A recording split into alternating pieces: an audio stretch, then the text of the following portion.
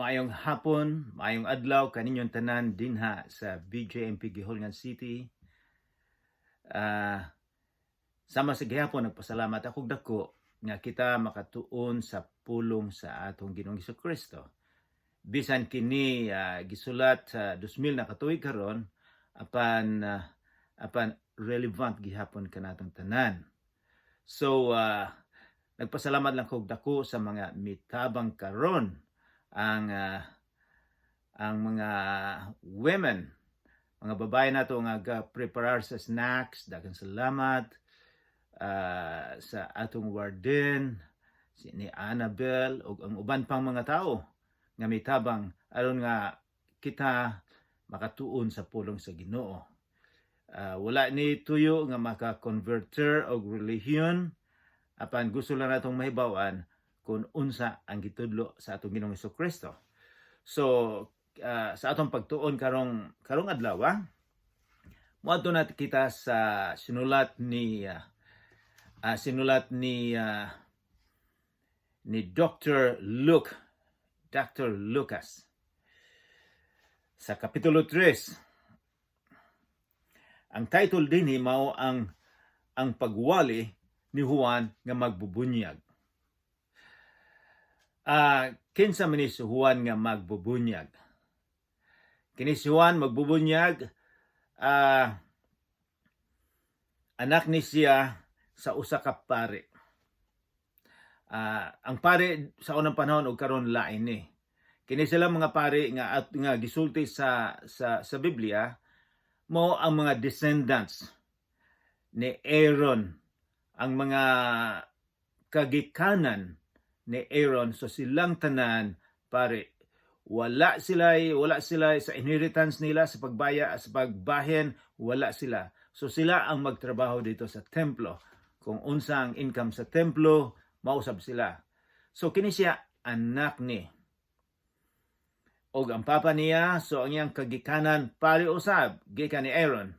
So sa mubong pagkasulti, may mo ta siyang pare nga trabahante dito sa templo. Apan lain ang iyang calling nga gihimo sa Ginoo, nga gitawag siya, lain siya. So atong tan-awon og kung kinsa ni siya og unsay party niya ni ining atong pagtuon karon sa kapitulo 3. Atong unahon ang versikulo 1. Ikanapulog 5 ka tuig kadto sa pagmando ni Emperador Tiberius. Si Poncio Pilato mo'y gobernador sa Judea. Si Pilato dili gyud ni siya Romanhon. Si Pilato taga-civil Espanya ni siya. Apan ambisyoso kay ni siya ang pagka-opisyal sa army. Naasawa niya ang pag-umangkon sa emperador. So nahimo siyang gobernador dito sa Israel. So mo ni si Pilato, nakadungog na kita ni Pilato tungod sa Easter, kung magsaulog kita sa pagkabanhaw, sa pagkamatay sa atong Ginoong Kristo. Si Herodes mao'y nagmando sa Galilea, og si Felipe nga iyang igsoon mao'y pangulo sa kayutan sa Iturea og sa Trachoniti, samtang si Lysanias mao'y namunuan sa Abilene. So kining tanan nga gisulti ni Dr. Luke, kung tan-aw niya kini sa annal, sa mga history sa Roman, atong makita kaybalo kita unsang mga tuiga nga kining mga tawhana nahimong opisyal didto. Versikulo 2, si Anas o si Caiphas mo'y mga pangulong pare. Nakadungog na siguro kamo ni Caiphas. So at this time niining panahona, si Caiphas talaga ang tinuod nga pare, siya ang chief sa mga pare.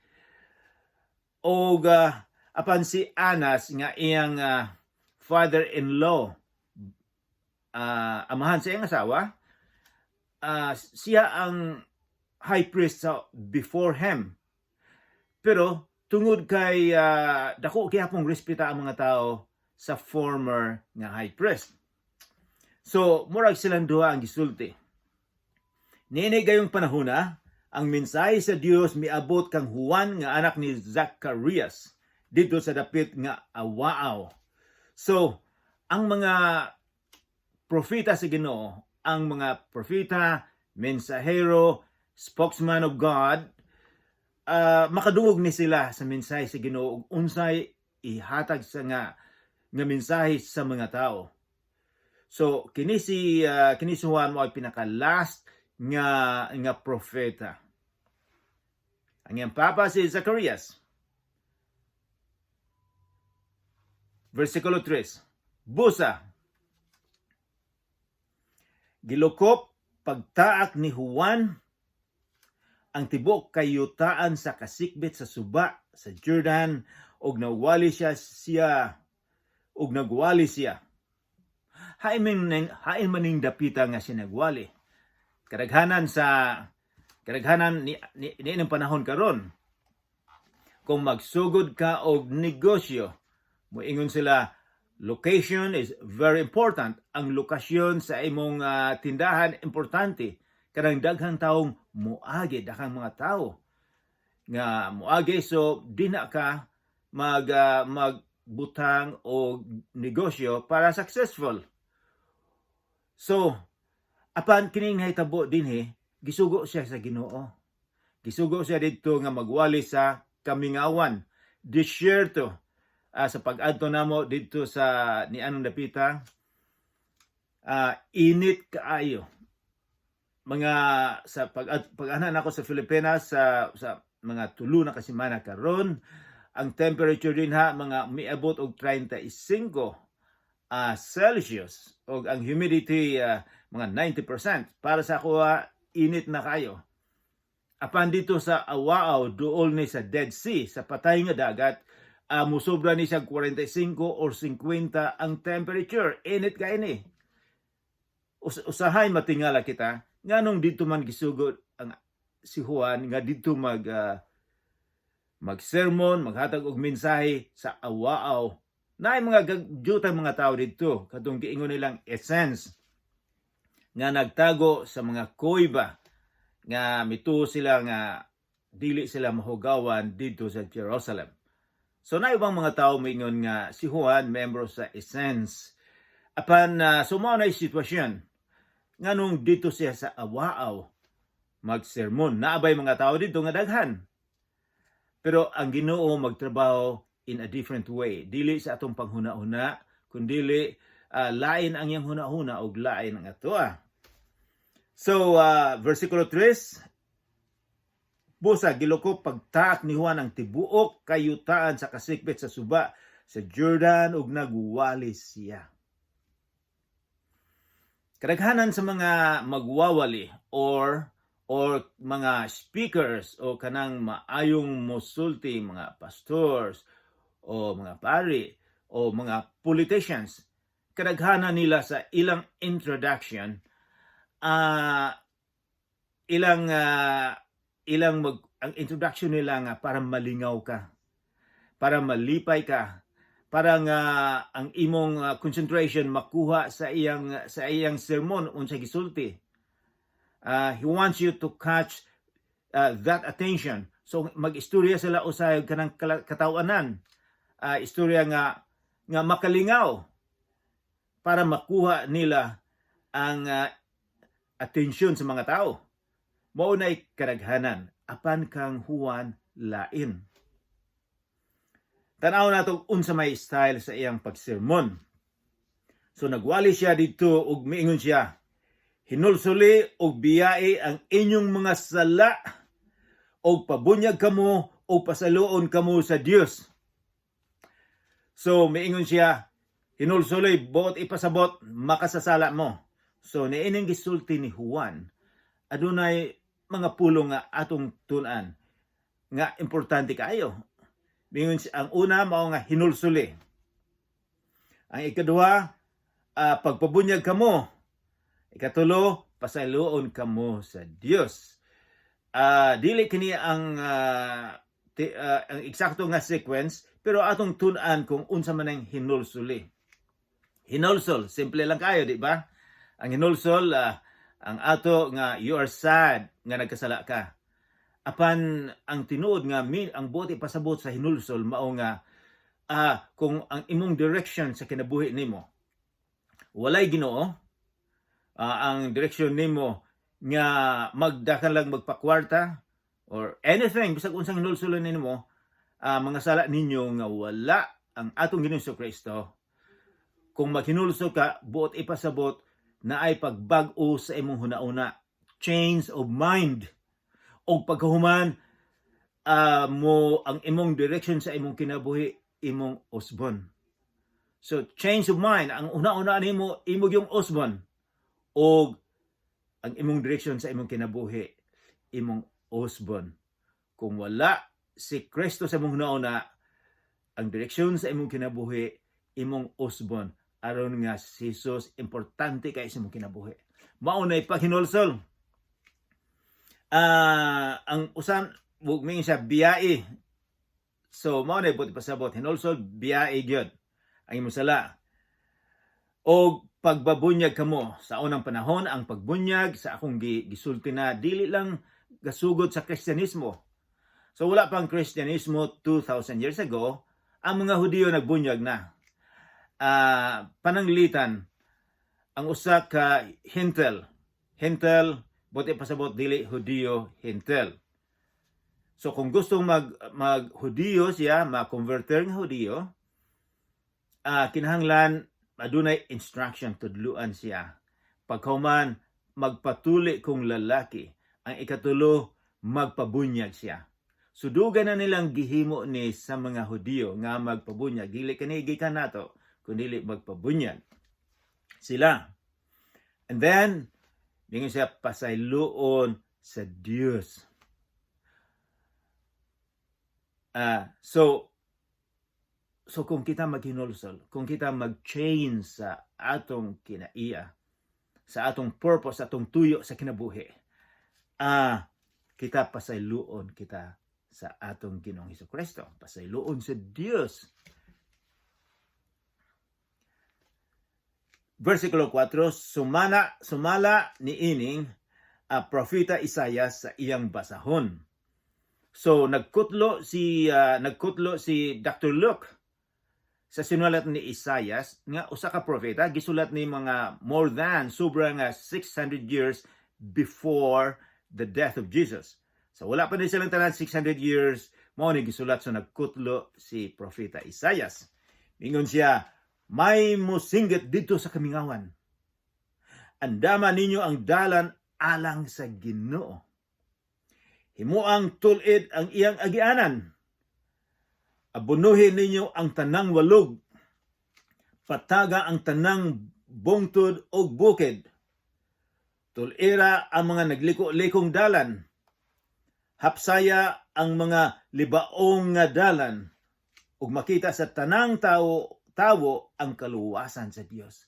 Gisulat ni siya mga sa akong gisulti 600 years before gikutlo ni Dr. Luke.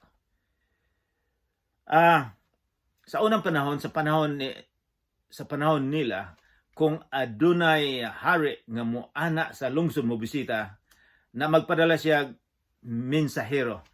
Ilang inon ang mayor or barrio captain, ayuhan ninyong dalan. Kanang kabatuan, ayuhan ninyo. Kay moanha mo bisita ang hari. Kinahanglan dili mapandol. So mao ni ilang sitwasyon nga naay mo bisita, naay mo anha.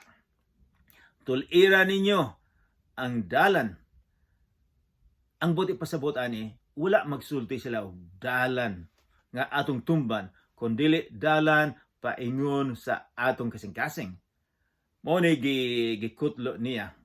So, kinsa may magpreparar? 600 years before, gisulti na ni nga naay magpreparar sa mensahero. Adunay mensahero o adunay iyang imensahe nga isulti may tungod ni ining tawhana. O dinhi usab atong makita sa versikulo 6 og makita sa tanang tao ang kaluwasan sa Dios. So kini dako kayo ning pulong sa unang panahon. Makita sa tanang tao ang kaluwasan gikan sa Dios. Ang tanan kini sila mga Hudiyo matingala kay mituo mi sila nga sila lang ang maluwas. Sila lang ang pinili sa Ginoo. Ang uban, mga hintel, ikaw, ako, ang paglantaw nila, wala tay kaluwasan. Apan dinhi miingon nga ug makita sa tanang tawo ang kaluwasan gikan sa Dios. So ang kaluwasan di ay dili lang sa mga Hudiyo kundi dili sa imuha ug sa kuha usab. Versikulo 7, og may mga panon sa mga tawo nga miadto kang Juan aron magpabunyag kaniya. So daghang mga tawo misunod nga bisan og init kaayo didto. Pag-anak nako sa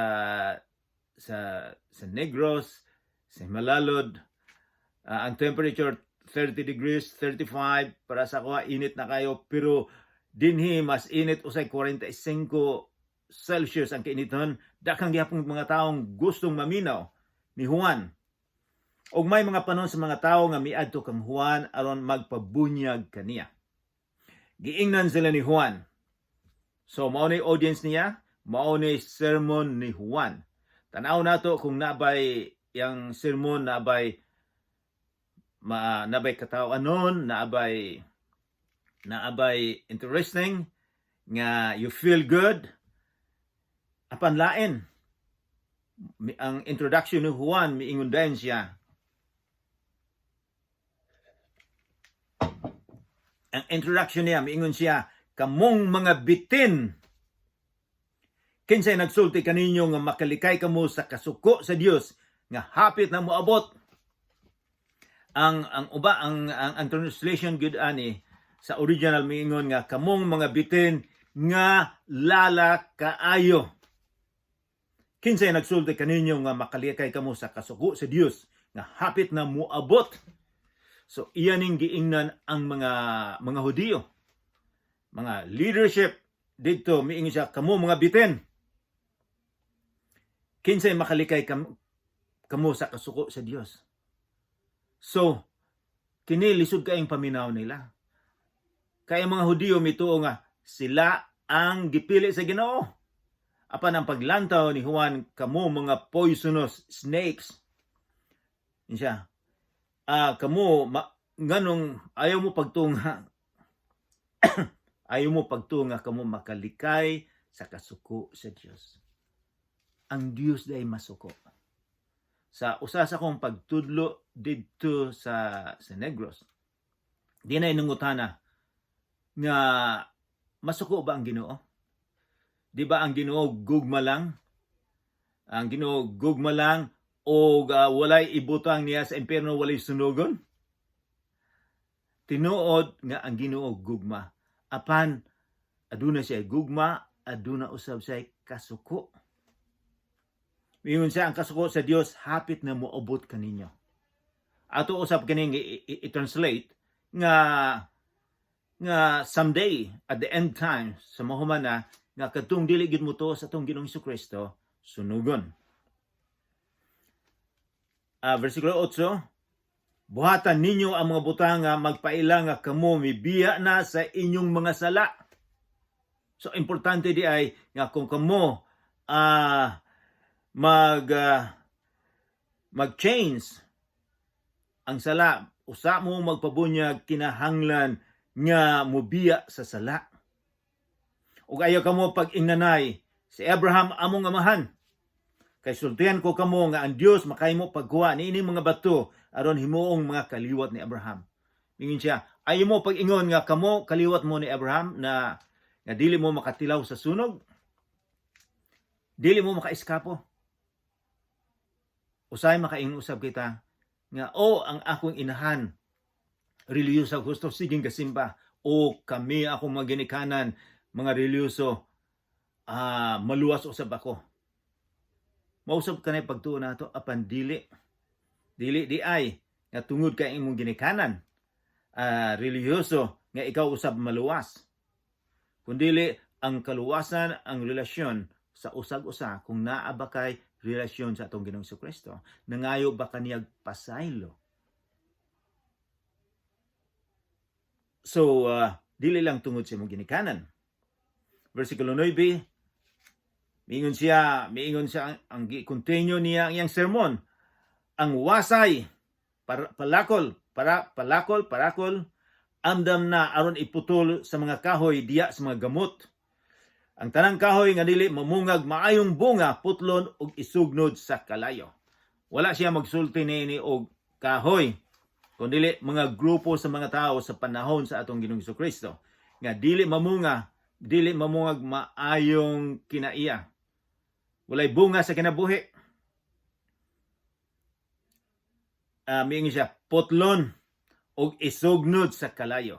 Unsa man ning kalayo ha? Ang original nga translation, kalayo nga dili muhonong. So mao ni impyerno. So ang Ginoo sa gugma o aduna sa impyerno. Versikulo 10, ang mga tao nangutana kang Juan, unsa man day among buhaton? Unsa may buhaton namo? Aron nga malipay ang Ginoo. Mitubag siya, ang adunay duha ka bisti kinahanglan ihatag niya. Ang usa ngadto sa tawo nga walay bisti, o ang may pagkaon kinahanglan mo bahin niini sa walay pagkaon. So, sharing, mutabang sa mga tao. Importante dahil kayo ni usab.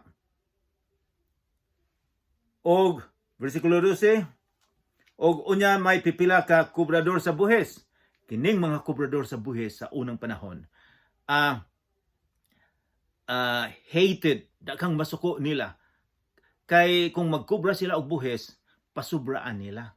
Corruption. Kung naay corruption sa Pilipinas karon, adunay corruption 2000 na katuig karon. So dili bago ning corruption. So kining mga tawo na miadto, unsa ay buhaton namo? Aron sila magpabunyag, nangutana sila kang Juan, magtutudlo unsa may buhaton? Miingon siya kanila, ayaw kamo pagpaningil og labaw kay sa gisugo sa balaod. Walay corruption, miingon siya. Usbon, mausab ang mong kinabuhi, di na pa ka magpabautismo. Kay that is a sign nga ikaw nagbago. Dili tungod kay nagpabautismo ka, mabaguhan, dili ang Espiritu Santo ang makapa-change sa imong kaugalingon.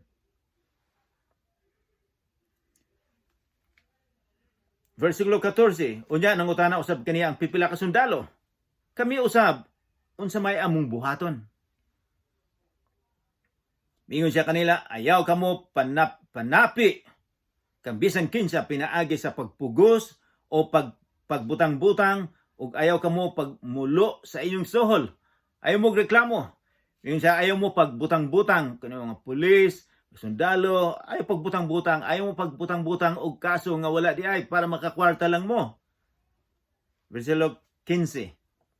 Misugod pagtubo ang paglaom sa mga tao ug nalibog sila kung kinsa gayud kini si Juan.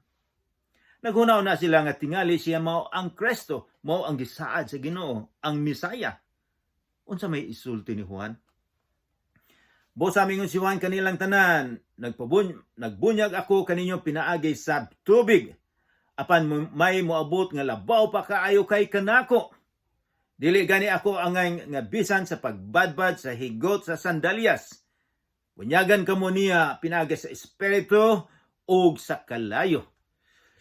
So miingon siya, kining tawhana nga maoy Kristo, nga maoy Misaya, bisan pagkuan sa iyang sapatos. Paghubad dili ako. Kay maghubad sapatos, mao na tong mga slaves, mga sulugon. So si Juan nagpaubos yun kayo. Kung kinsa ning iyang giingon nga magbunyag sa Espiritu Santo ug sa kalayo. Espiritu Santo nga maoy mosulod sa imo ha. Ang buting ipasabot, someday, bunyagan og kalayo kadtong dili mutuo. 17, nagkupot siya pala aron lainon, kini siyang tawhana, miingon si Juan. Nagkupot siya pala aron lainon ang dagami gikan sa mga lugas, ug unya tigomon ang trigo dito sa iyang kamalig, apan ang dagami iyang sunugon sa kalayo og dili mapalong. Wala siya gasulti og kanang dagami, pero nagsulti siya og mga tao. Minsan kini mga tao nga wala mo to, dili mo to musalig kaniya, iyang sunugon sa kalayo og dili mapalong. Hay maning kalayo nga dili mapalong, mao ni ang impyerno. Samtang 18, samtang nagwali siya sa maayong balita, gipahimanuan ni Juan ang mga tao sa naglaing-laing paagi. Apan nagbadlong si Juan sa Gobernador Herodes tungod sa iyang pagpakigpuyo kang Herodias nga asawa sa iyang igsuon o sa daghan pang mga daotang buhat nga nahimo. So sa iyang sermon, iya usab nga gisermon nga ang gibuhat ni Herodias nga gikuha niya ang asawa sa iyang igsuon. Si Herodias, kining pamilyang Herodias, daghang kay mga igsuon. Ang iyang amahan daghang asawa, so daghang po mga igsuon. So kini siya naibog sa asawa sa usa niya ka igsuon. Iyang gikuha. O si Juan, insa dili ni mayo. So dinay usa ka panahon nga dinay party o gipasayaw ni Herodias ang anak niyang dalagita nga sexy kayo o miingon ang hari nga bisag unsa imong pangayoon akong gihatag. Midalagan siya sa iyang inahan o ang inahan miingon nga gusto nako ang ulo ni Juan iputang sa plato. Si Juan gipatay.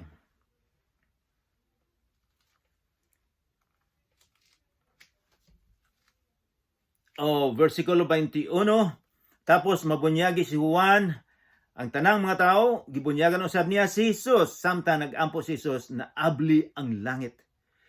Og mikunsad kaniya ang Espiritu Santo sa dagway sa usa ka salampati. Unya nabati ang usa ka tingog gikan sa langit nga nag-ingon, ikaw mao ang pinangga kong anak, nalipay kaayo ako kanimo. Dinhi nato hunungon ang atong Bible study karon. Gi-introduce ni Juan sa dalan sa imong kasing-kasing ang atong Ginoong Kristo.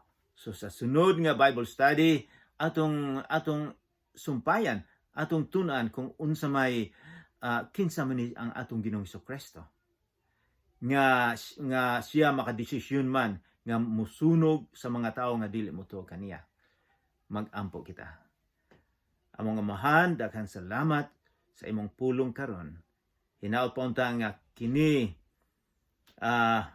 nga adunay panahon, adunay lugar sa among kasing-kasing ang imong Misayas nga Hesus Kristo. Hinaot pa unta nga kami magbag-o. Sa ngalan ni Jesus. Amen.